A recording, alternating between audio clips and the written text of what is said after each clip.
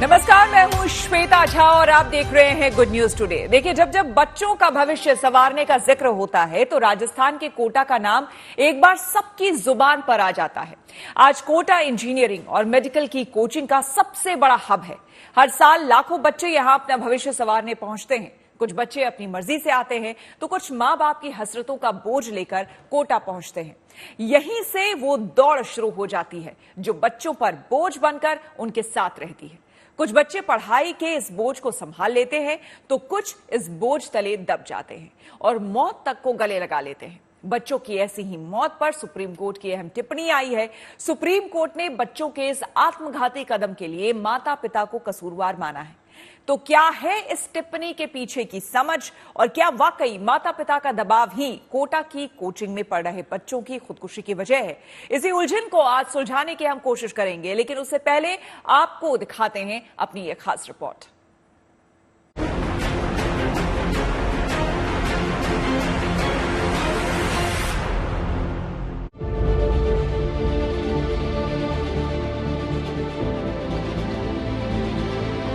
कोटा की गलियां साल भर देश के कोने कोने से आए स्टूडेंट्स से यूं ही आबाद रहती हैं।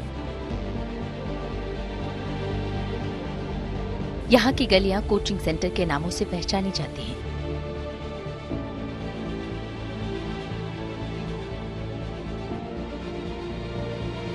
और यहाँ के कोचिंग सेंटर दीवारों पर लगे ऐसे अनगिनत पोस्टर से पहचान बनाते हैं। ये शहर आज हजारों लाखों छात्रों की हसरतों का ठिकाना है। कोई यहाँ आईआईटी में सिलेक्ट होने की ख्वाहिश लिए आया है तो कोई मेडिकल की परीक्षा पास करने का सपना लिए पहुंचा है। कोटा का मिजाज ये है कि यहाँ केवल हजारों स्टूडेंट्स के ख्वाब ही पूरे नहीं होते, बल्कि तमाम ख्वाब चकनाचूर भी होते हैं। कुछ सालों से कोटा ने पढ़ाई के दबाव में छात्रों को मौत के मुंह में जाते हुए भी देखा है। इसी साल अक्टूबर तक के आंकड़ों को गौर करें तो 24 बच्चों के सुसाइड से कोटा गम में है। पढ़ाई के दबाव के लिए कोचिंग वाले पहले ही कटघरे में हैं, लेकिन अब बच्चों के माता पिता का रवैया भी सवालों के घेरे में है। सुप्रीम कोर्ट ने बच्चों पर पढ़ाई के ज्यादा दबाव के लिए माता पिता को भी कसूरवार ठहराया है।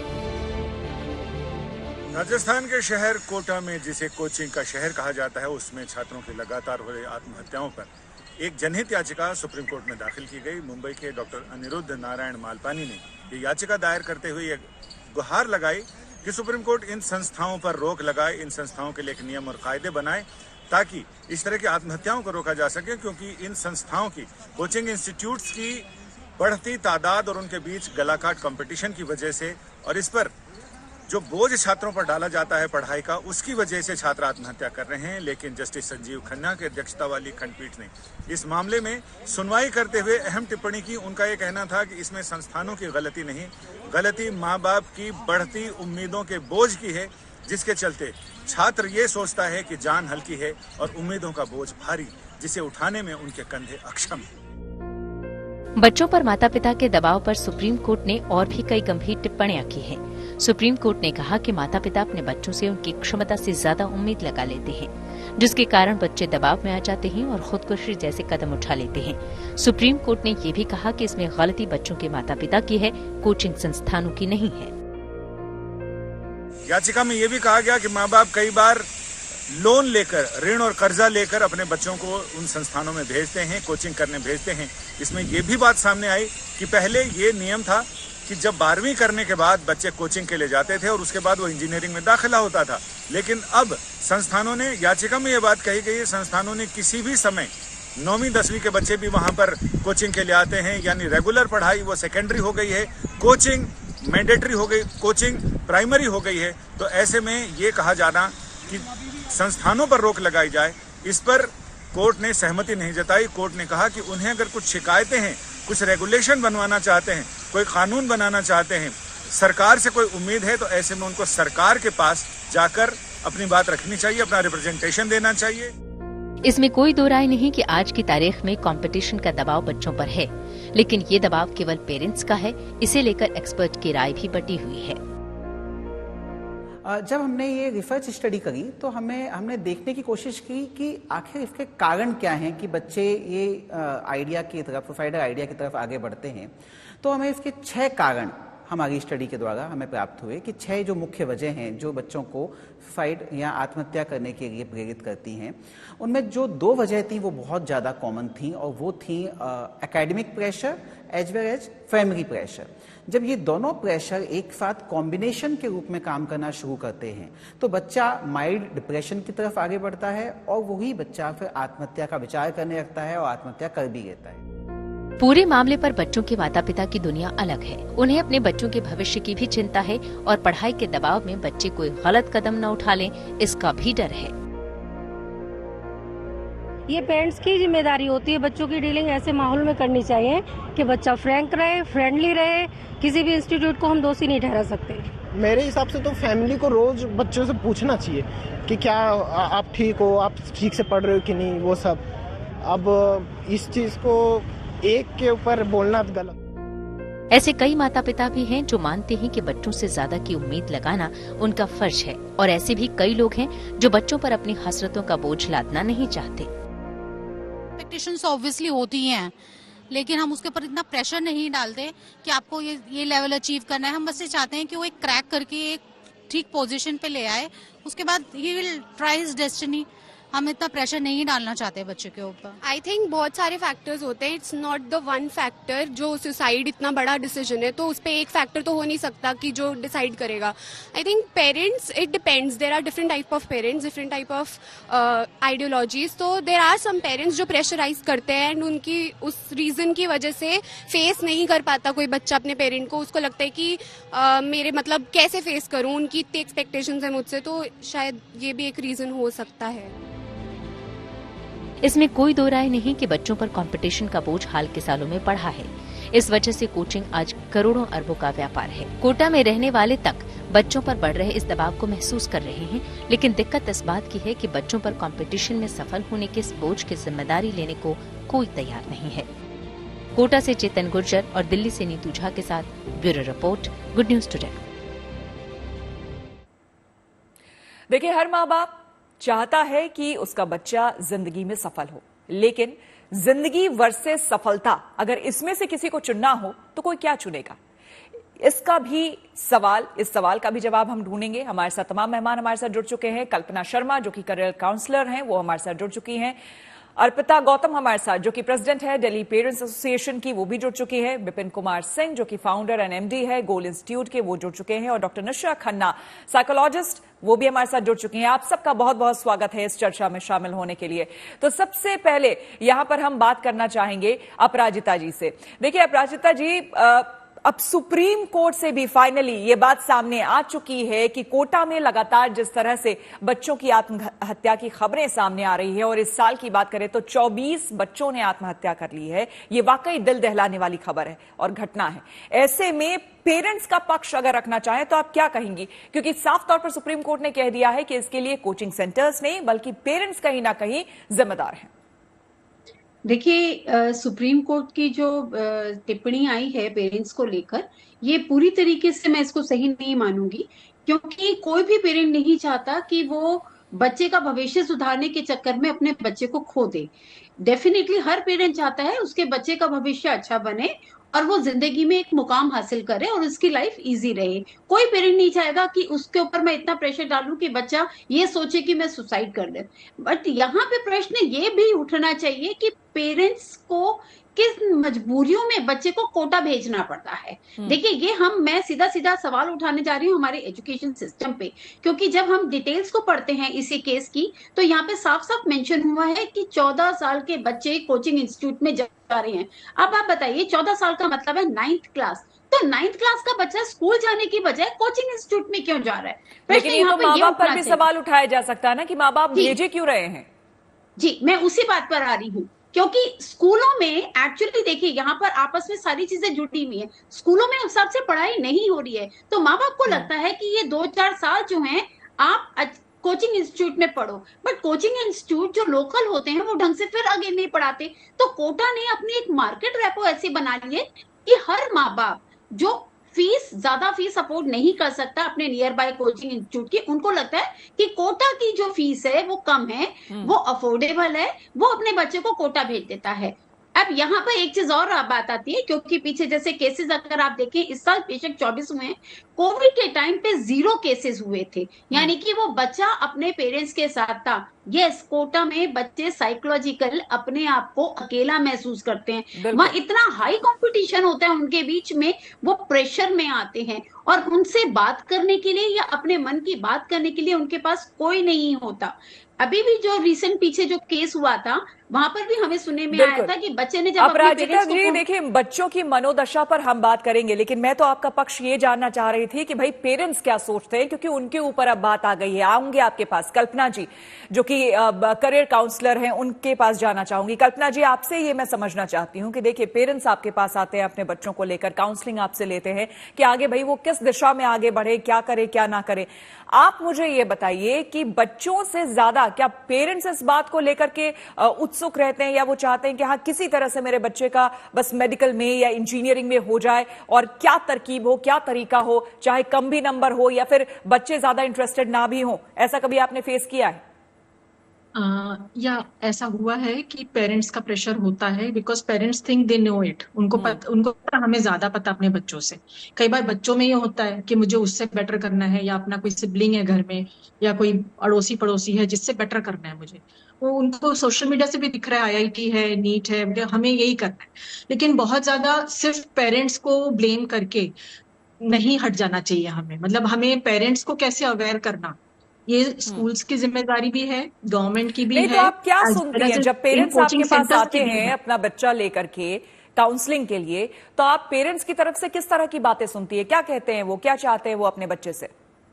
हमारे पास वही पेरेंट्स आते हैं जिनको है ये फीलिंग कि हमारे बच्चे को काउंसलिंग की जरूरत है करियर में, नॉट बिहेवियरल, करियर काउंसलिंग की जरूरत है। ये जो पेरेंट्स आ रहे हैं वो ऑलरेडी अवेयर, वो इस और आपने कभी देखा है कि बच्चा फुली रेडी नहीं है, पूरी तरह से तैयार नहीं है, लेकिन पेरेंट्स चाह रहे हैं कि शायद आपके पास ला करके उसे एक डायरेक्शन में ले जाया जाए?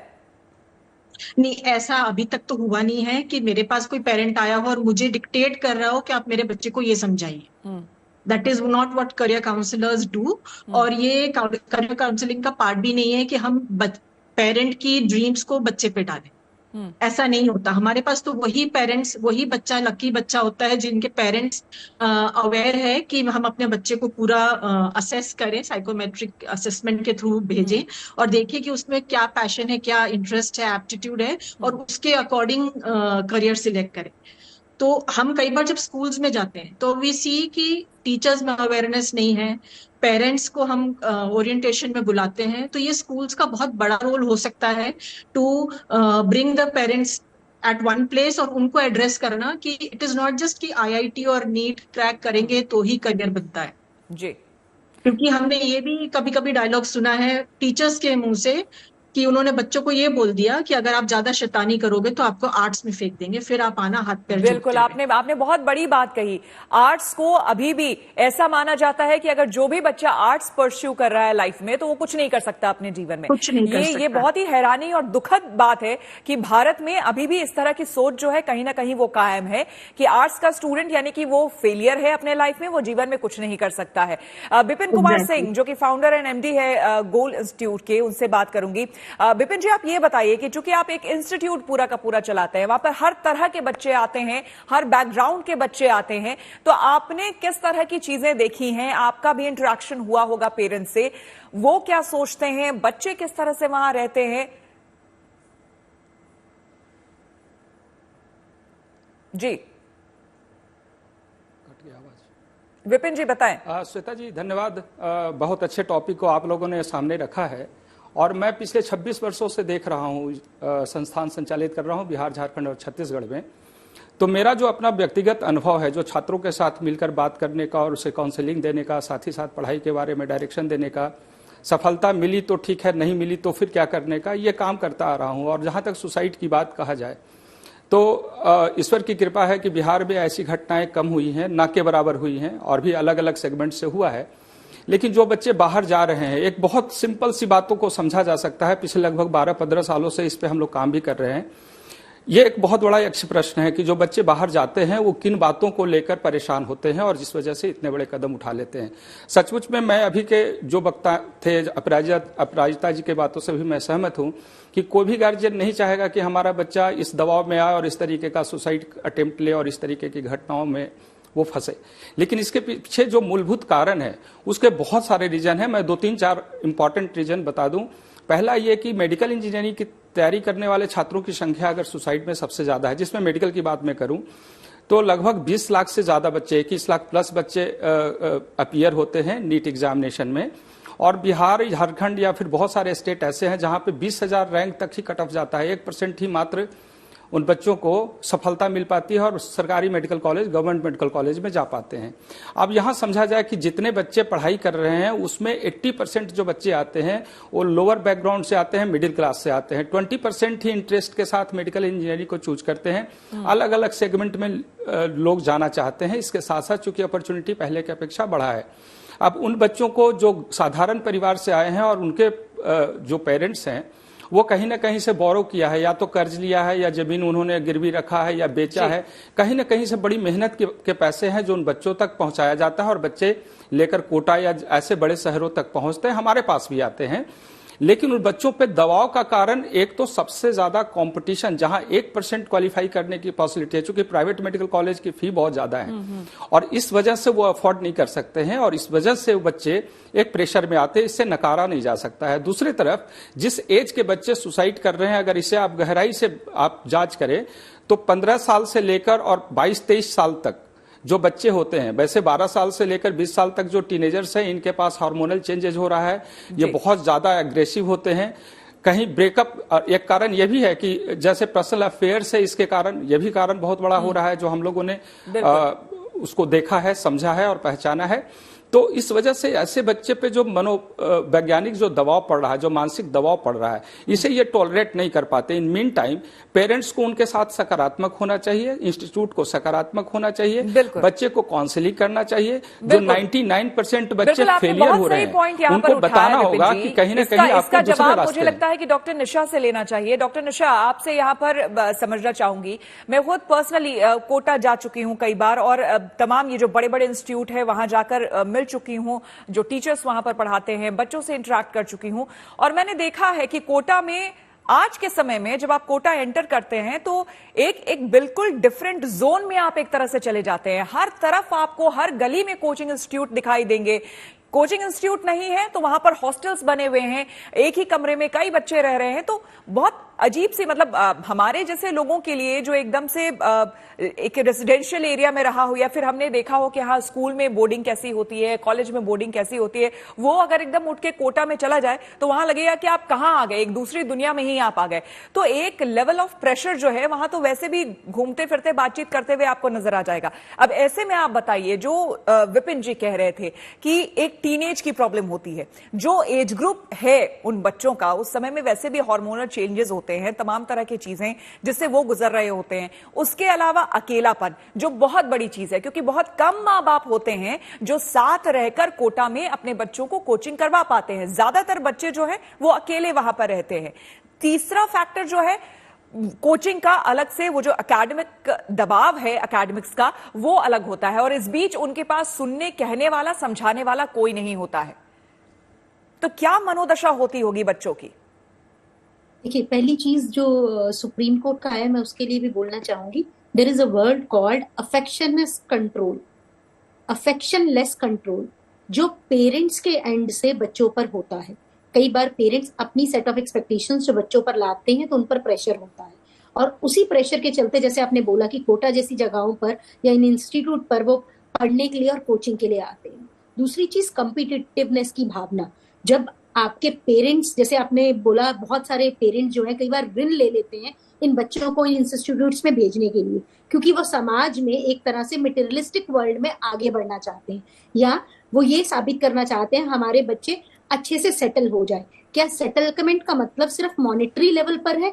इमोशनल सेटलमेंट को लेकर वो बहुत इग्नोरेंट होते हैं। एक रिसर्च में मैंने पढ़ा है जिसमें बोला गया है कि over protectiveness by the parents, वो भी एक बहुत बड़ा रीजन होता है, चाहे वो मदर हो उसकी तरफ से, चाहे वो lack of care from the mother or specially low care from the father side is reason for the suicidal of the children.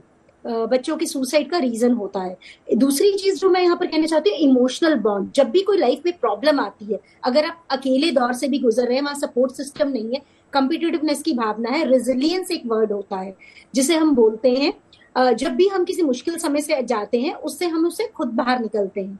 तो अगर बच्चों का पेरेंट्स के साथ इमोशनल बॉन्ड नहीं है, तो वो खुलकर अपने दिल की बात नहीं रख पाएंगे कि वो आगे कोई पढ़ाई करना चाहते हैं, वो IAS IPS या कोई भी एग्जाम्स ऐसा देना चाहते हैं, बैंकिंग से रिलेटेड कोई भी गवर्नमेंट जॉब का एग्जाम देना चाहते हैं या नहीं देना चाहते।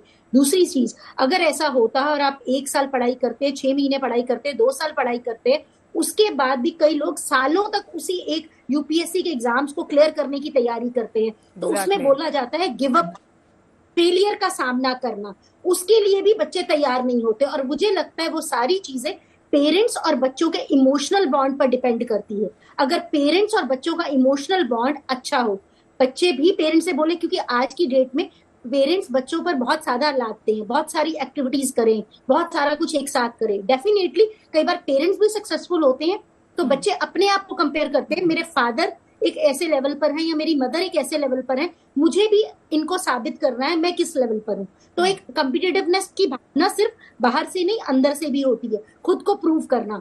और कई बार जैसा कि पेरेंट्स अप्रिशिएट नहीं करते हैं बच्चे को, अगर 95% मार्क्स आए हैं तो 98% मार्क्स क्यों नहीं आए, तो ये भी एक बहुत बड़ा रीजन बन जाता है। और जैसे आपने बोला, कोटा में इन्वायरमेंट डिफरेंट होता है, मैं डेफिनेटली मानती हूँ, पर अगर हम ये माने कि हम जहां हैं और जितना कर सकते हैं, क्योंकि मेंटल हेल्थ का मतलब है अपनी लिमिटेशंस को एक्सेप्ट करना। अगर आप लेकिन डॉक्टर निशा, मेंटल हेल्थ की बात कौन करता है? आज भी हमारे यहाँ यानी कि भारतीय परिवारों में बहुत कम लोग हैं जो मेंटल हेल्थ के बारे में खुलकर बात करते हैं। वो ये सोचते हैं कि ये बच्चा है, इसको मेंटल हेल्थ के इश्यूज अभी हो क्या सकते हैं, इसे अभी क्या प्रॉब्लम हो सकती है, चुपचाप से ये पढ़ाई करे और जैसा हम बता रहे हैं आगे चल के वो करे। कुछ ज्यादातर घरों में इसी तरह की चीजें बताई जाती है और कही जाती है। कल्पना जी हमारे साथ बनी हुई हैं। कल्पना जी, आपने तो कई बच्चों को काउंसलिंग दी होगी, पेरेंट्स उनके साथ आते होंगे, तो आप ऐसे कुछ एग्जाम्पल्स आपने कभी देखे या सुने हैं जहां पर इस तरह का रवैया पेरेंट्स का आपको देखने को मिला हो? हम अभी जस्ट रिसेंटली मैंने 2 बच्चियों का करियर काउंसलिंग किया था, दे वर फ्रॉम पटना। तो उनका ये केस था कि पेरेंट्स ने 9th से ही एक ऐसे इंटीग्रेटेड स्कूल में डाल दिया जो कोचिंग से इंटीग्रेटेड था। मतलब वो नॉर्मल स्कूल की तरह फंक्शन नहीं करते हैं, सिर्फ कोचिंग होता है वो। तो एक तो वहां वो they rob the child of their social communication skills and everything, जो एक एक्सपीरियंस स्कूल में मिलता है वो नहीं मिलता है बच्चों को वहां, जो इंटीग्रेटेड स्कूल्स में भेज देते हैं। उसके बाद आफ्टर दैट उन्होंने कोटा भेज दिया। कोटा में 2 साल से वो लगातार एग्जाम्स दे रही थी, बच्ची नीट क्लियर नहीं हो रहा था। एंड अब इतना प्रेशर था पेरेंट्स पे भी और बच्ची पे भी कि अब आगे क्या करें। जब काउंसलिंग कर रही थी तो बच्ची के मन में ज्यादा था कि नहीं, एक जिद सा पकड़ लिया था उसने, क्योंकि 4 साल से वो यही कर रही है, तो कि मुझे तो ये फिर देना ही है। लेकिन काउंसलिंग से फाइनली ये तो अग्री कराया कि ओके, आप अभी डेंटल में जा पाते हैं। आपके जो करियर काउंसलिंग से जो आपके करियर्स आ रही हैं सजेशंस, उसमें आप साइकोलॉजिस्ट बन सकते हैं, आप डेंटल में जा सकते हैं। तो आप उसमें प्लीज आगे बढ़िए, और अगर आपको साथ साथ फिर भी ये जिद है कि नीट देना है तो देइए, लेकिन don't waste your time now sitting at home in gap years, और यही सोच के कि बस मुझे तो सिर्फ यही एग्जाम देते रहना है। तो एक तो ये केस था। ऐसे बहुत ही आते हैं कि जो काउंसलिंग कराने के बाद उनको रियलाइजेशन होती है कि अच्छा, मेरा बच्चा, हम प्रेशर कर रहे थे कि मेडिकल में जाओ, लेकिन ये तो बहुत ही अच्छा अकाउंट्स में, CA और इस तरह की फील्ड्स में भी जा सकता है। तो फील्ड्स बहुत है, पेरेंट्स को नहीं अवेयरनेस है कि क्या डिफरेंट करियर ऑप्शंस हैं। तो ये हमें उनको देने के लिए एक ही जरिया है कि स्कूल्स के थ्रू मिले या कोचिंग के थ्रू मिले। और सुसाइड्स, चलो ये जरूरी ये है कि कोटा में बहुत ज्यादा हो रहा है, तो इवन द कोचिंग इंस्टीट्यूट्स, उनको भी रखना चाहिए काउंसलर्स अपने यहाँ। और यहाँ पे ये भी समझना जरूरी है कि जो अभी बात किसी ने कही भी थी, आप में से किसी ने, कि बहुत कम एज में बहुत सारी चीजों से, एक्टिविटीज से हम इंट्रोड्यूस कर देते हैं बच्चों को, तो क्या वो सही है? राइट एज क्या होना चाहिए इसका, इस पर भी हम चर्चा करेंगे। आप देख रहे हैं ये हुई ना बात, जिसमें हम चर्चा कर रहे हैं किस तरह से कोटा में लगातार बढ़ रहे बच्चों के टेंशन को आखिर कम कैसे किया किया जा सकता है और कौन है इसके लिए जिम्मेदार। जिस तरह से खबरें लगातार सामने आ रही है बच्चों की आत्महत्या से जुड़ी हुई, तो इसका हल क्या हो, इस पर हम लगातार चर्चा कर रहे हैं। हमारे तमाम मेहमान हमारे साथ बने हुए हैं। विपिन कुमार जी जो कि फाउंडर और एमडी है गोल इंस्टीट्यूट के, उनसे अब बात करेंगे। विपिन जी, अभी जैसे हम चर्चा कर रहे थे कि बहुत कम एज में बच्चों को हम बहुत सारी एक्टिविटीज से इंट्रोड्यूस कर देते हैं, ऐसे में बहुत कम एज में बच्चों को कोटा भी भेज दिया जाता है कि वो अपने स्कूल भी करें, लेकिन प्राइमरी वहां कहीं ना कहीं कोचिंग हो जाता है। तो ऐसे में जब आपके पास पेरेंट्स आते हैं एडमिशन कराने के लिए अपने बच्चों की, तो क्या आप लोगों के लेवल पे ये कहा नहीं जाता कि अभी सही एज नहीं है, या फिर राइट एज क्या है बच्चों के एडमिशन की, उस हिसाब से आप आए और बच्चों का एडमिशन कराएं?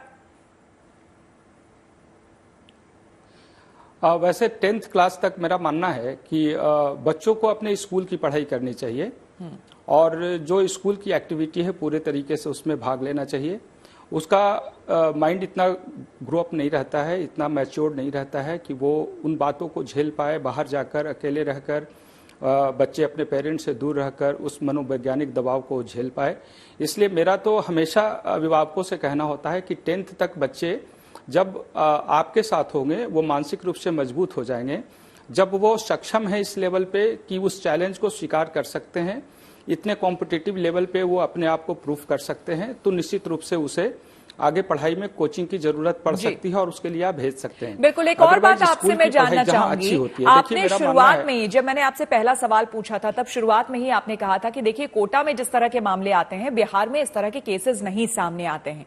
तो यही इसी से मेरा जो अगला सवाल है वो आपसे ये है कि कहीं ना कहीं ऐसा तो नहीं है कि जिस पर हम शायद उतना गौर नहीं कर रहे हैं। हमें लगता है कि बच्चा कोटा चला गया, अच्छे इंस्टीट्यूट में माँ बाप ने पैसे दे दिए, अब बच्चा अच्छा करके ही निकलेगा, वहां से इंजीनियर डॉक्टर बन के ही निकलेगा, दैट्स इट। लेकिन यहां हम भूल जाते हैं, देखिए बिहार में क्या है, आपके पास जो ज्यादातर बच्चे आते होंगे वो लोकल होंगे या आसपास के गांव के होंगे, जहां पर कहीं ना कहीं वो जो एक पारिवारिक माहौल है, किसी ना किसी का चाचा मामा भतीजा कोई ना कोई रहता है उस जगह पे जहां पे आपका इंस्टीट्यूट होगा। तो एक जो वो सपोर्ट, फैमिली सपोर्ट होता है, वो जो बिहार में बच्चों को वहां पर मिलता है, वो शायद कोटा जाकर बच्चों को नहीं मिल पाता।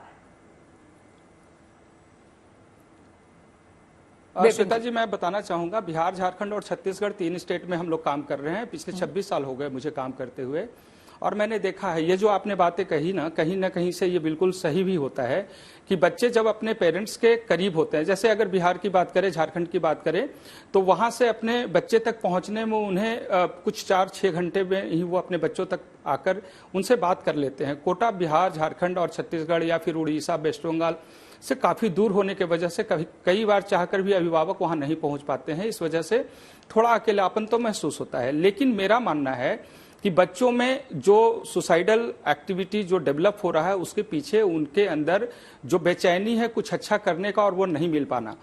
जब सीट बढ़ेगा, मेरा अगर सॉल्यूशन पे बात की जाए, सीधी सीधी सॉल्यूशन पे, तो एक तो सबसे ज्यादा जरूरी होगा कि 99% बच्चे जो फेलियर हो रहे हैं, इनके लिए एक व्यवस्था होनी चाहिए हर जगह पे। हमारे यहाँ तो है, हालांकि पूरे तरीके से हर जगह पे कोशिश तो की जा रही है, लेकिन ज्यादा संख्या जब ज्यादा होता है तो इस पे नहीं कंट्रोल किया जा रहा है।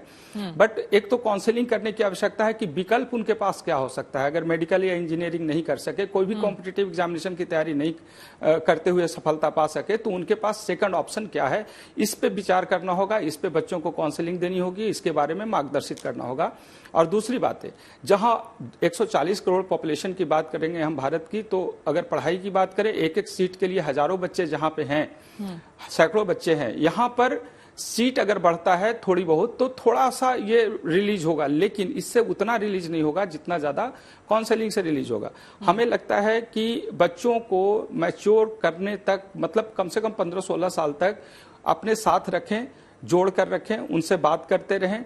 जहां कुछ परेशानी होती है, परसेंटेज को लेकर अगर वो लो फील कर रहे हैं, तो ऐसे कंडीशन में संस्थान से संपर्क करें।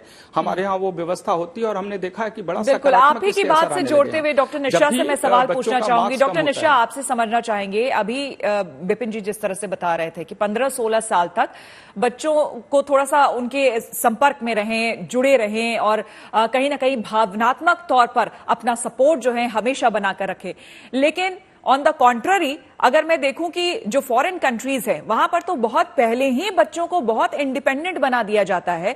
बहुत पहले से ही बच्चे हम देखते हैं कि इवन पढ़ाई के लिए एक मिडिल क्लास फैमिली की भी अगर वहां पर हम बात करें तो पढ़ाई के लिए भी वो स्टडी भी कर रहे होते हैं, फ्रीलांस में काम भी कर रहे होते हैं, पॉकेट मनी से लेकर एजुकेशन के लिए भी अपने पैसे निकाल रहे होते हैं। वहां इस तरह की दिक्कत नहीं होती? नहीं, ऐसा नहीं है वहां दिक्कत नहीं होती, वहां पर भी ऐसा होता है। कई बार पेरेंटल प्रेशर होता है, कई बार इवन जैसे मैंने बोला कि पेरेंट्स खुद एक बहुत सक्सेसफुल पर्सन है। मैं एग्जांपल देती हूँ, मेरे पास एक पर्टिकुलर केस था यूएस का। वहाँ का स्टूडेंट, उसके पेरेंट्स जो है वो वेल सेटल्ड थे, दोनों ही प्रोफेशनली डॉक्टर्स थे। इवन उसका बड़ा भाई भी एमबीबीएस ही कर रहा था, बट ये बच्चा एमबीबीएस की तैयारी नहीं कर पा रहा था, मतलब एमबीबीएस नहीं कर पा रहा था और उसको फर्स्ट ईयर में ही प्रॉब्लम आ रहा है। जब उससे मैंने काउंसलिंग के दौरान ऑनलाइन बात किया तो मुझे पता चला कि बचपन में इवन उसके स्कूल में उसको टीचर ने कहा गया कि तुम इंटेलिजेंट नहीं हो, तुम्हें जो बायोलॉजी है समझ में नहीं। तो जो आप ऐसी बातें कर रहे हैं तो ऐसा नहीं है कि पर्टिकुलर ये सिर्फ इंडिया में हो रहा है, बाहर नहीं हो रहा है। सुसाइडल रेट वहां पर भी है। चलिए, चूंकि हमारे पास समय की कमी है, अगर 1 या 2 पॉइंट आप बता सके जल्दी से कि क्या किया जाए कि इस तरह की घटनाएं आगे ना हो या आत्महत्या के केसेस आगे सामने ना आए। बच्चे के अगर बिहेवियर में थोड़ा सा भी चेंज होता है तो आप उसे नोटिस करिए, बच्चों को सुनिए, उनके साथ बैठकर बात करिए, उनकी पसंद और नापसंद के बारे में जानिए, उनको अंडरस्टैंड करने की कोशिश कीजिए, उन्हें एम्पैथी दिखाइए। हर बार बच्चे को कई बार सोल्यूशन की जरूरत नहीं होती है, बच्चा सिर्फ अपने दिल की बात रख रहा होता है और उसे अगर कोई भी चीज समझानी है उसे पॉजिटिव और नेगेटिव फायदा और नुकसान, प्रॉज और कॉन्स देखकर समझाया जाए। कुछ चीजों के लिए बच्चों के ऊपर जबरदस्ती नहीं की जाए। अगर बच्चे कुछ चीजें नहीं करना चाहते हैं उनको ये मत बोला जाए कि तुम्हें डॉक्टर ही बनना है, तुम्हें सीए ही बनना है, तुम्हें इंजीनियर ही बनना है। हर बच्चा डॉक्टर, सीए और इंजीनियर नहीं बन सकता है, और अगर नहीं बन सकता तो खुश रहना ज्यादा जरूरी है, इन स्पाइट ऑफ इसके कि कोई पर्सन करियर में बहुत आगे बढ़े। आप खुश रहे, आप करियर में आगे बढ़े और खुश रहे। बिल्कुल, इस बात को मुझे लगता है कहीं ना कहीं आपने बिल्कुल सही कहा डॉक्टर नुशा, इस बात को समझना बहुत जरूरी है पेरेंट्स को कि जिंदगी हर चीज से ज्यादा इंपॉर्टेंट है। एक अच्छी जिंदगी बच्चा जिए, एक अच्छा वो ह्यूमन बीइंग बने, एक अच्छा इंसान बने, एक अच्छा नागरिक बने देश का, उस पर भी कहीं ना कहीं हमें फोकस करना चाहिए और पेरेंट्स को सकारात्मक तौर पर इस चीज को सोचना चाहिए, वाइड ओपन अपने दिमाग को रखते हुए। ये नहीं सोचना चाहिए कि अगर बच्चे ने डॉक्टर या इंजीनियरिंग नहीं की तो उसका करियर खत्म, आगे वो जीवन में कुछ कर ही नहीं सकता है। तो कहीं ना कहीं पेरेंट्स को भी यहां पर समझने की जरूरत है ताकि इस तरह की घटनाओं को हम आगे रोक सके। आप सभी का बहुत बहुत धन्यवाद हमारे इस खास चर्चा में जुड़ने के लिए।